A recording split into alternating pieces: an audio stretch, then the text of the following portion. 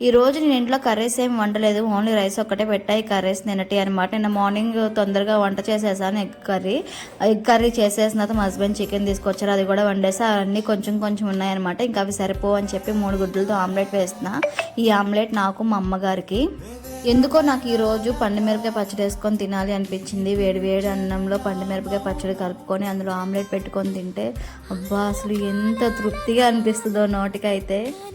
వేడి వేడి అన్నంలో ఏం పచ్చడి వేసుకొని తిన్నా కూడా నోటికి చాలా కమ్మగా అనిపిస్తుంది. పచ్చడి ప్లస్ ఆమ్లెట్ ఉంటే అసలు ఇంకా ఏ కర్రీ అవసరం లేదు కదా.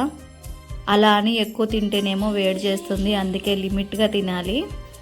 లేడీస్ మొహమాటం లేకుండా ఎంత గట్టిగా తింటే అంత స్ట్రాంగ్గా ఉంటారు. మన ఇంటిని మనం బయట పనులు అన్నీ చూసుకోవాలంటే మనం బాగా తినాలి. లేడీస్ అనే కాదు, జెంట్స్ కూడా బాగా తినాలి, మనకు నచ్చింది తినాలి.